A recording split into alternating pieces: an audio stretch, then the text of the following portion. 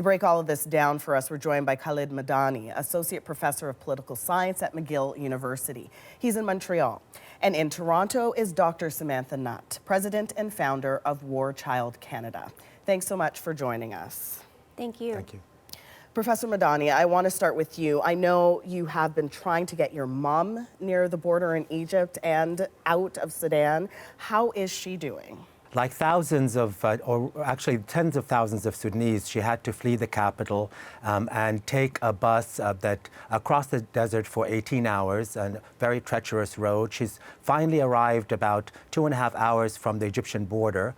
And we're trying as much as we can to try to find transportations and also try to get her through the border to safety. And like thousands of others on the border of Egypt, there's a great blockage. Thousands are waiting there without food or water or medical supplies. That's extremely important for so many people. So right now she's safe, but you know, we're like so many thousands of Sudanese families trying very hard to get her to complete safety, and of course to try to get her next to me here as quickly as possible. Yeah, and you know, like you said, there are thousands in this position trying to do exactly what you're doing. You still have family in the city.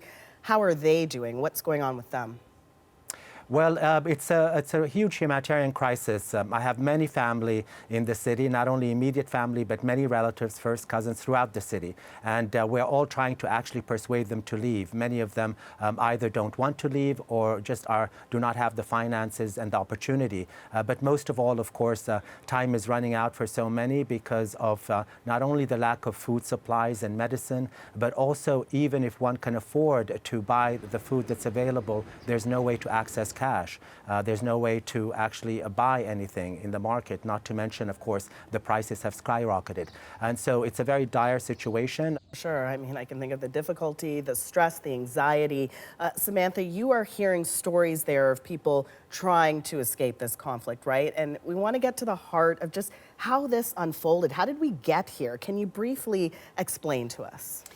Well, basically what has happened is a few weeks ago, these two generals who had been previously aligned, one comes from the Darfurian region, Hemeti is what he's commonly known as, and he is in charge of the rapid security forces. And then you have the Sudanese army, and that's under General Burhan.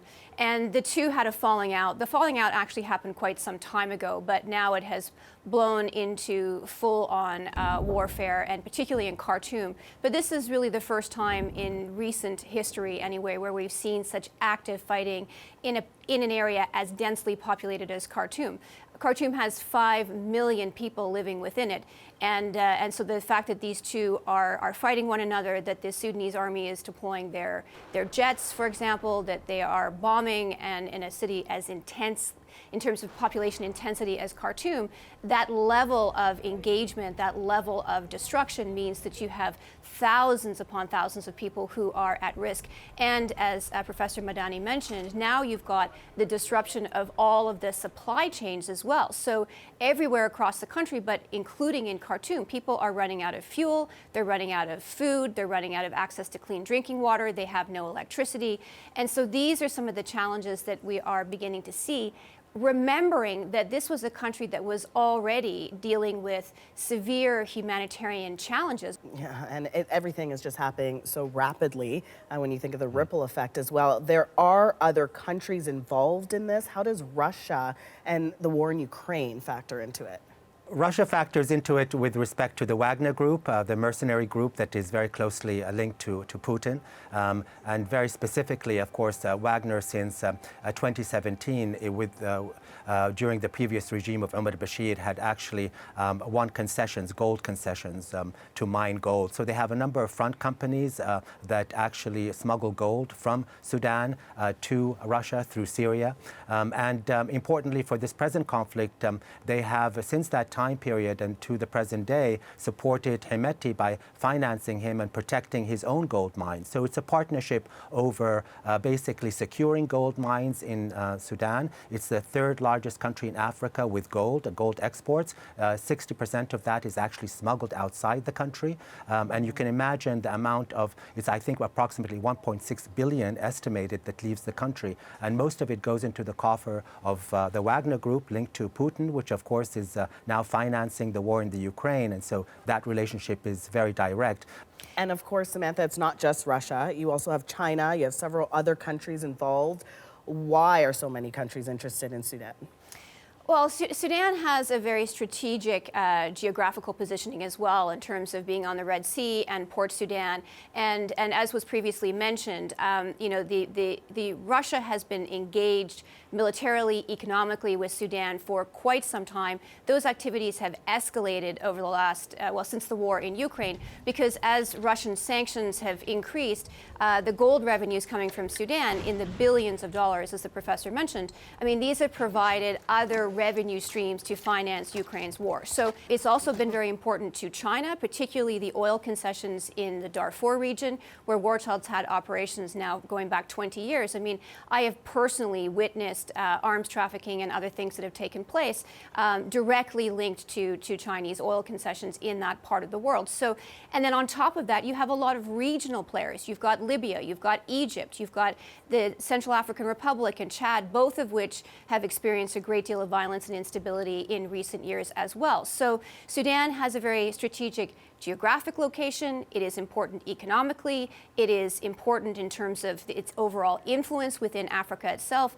And China and Russia especially have made significant inroads over the last couple of decades. Professor Medani, we're going to end the conversation here, but I do want to ask, what do you think needs to happen to end this? I think what needs to happen is what has happened in other African countries with these kind of conflicts.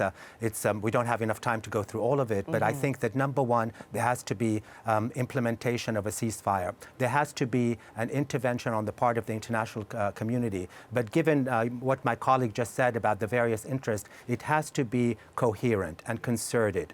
And I have said, as so many others have said, that these varied interests require really a combination, a coalition, like Secretary Blinken recently said when he announced that he wants to bring partners together. That is the United States, the Gulf countries, which are very much involved, the African Union, IGAD, these are regional bloc countries. But this time it has to be a coherent, concerted, unified kind of intervention. And I would not discount the importance of selective sanctions to these leaders, given the fact that we all know, as my colleague just said, the revenue streams that really finance and fuel those kind of this conflict. Well, we are thinking about you and so many others worried about their family, trying to get them out. Thank you both for your insights, Samantha and Professor Medani. Appreciate it. Thank you very much.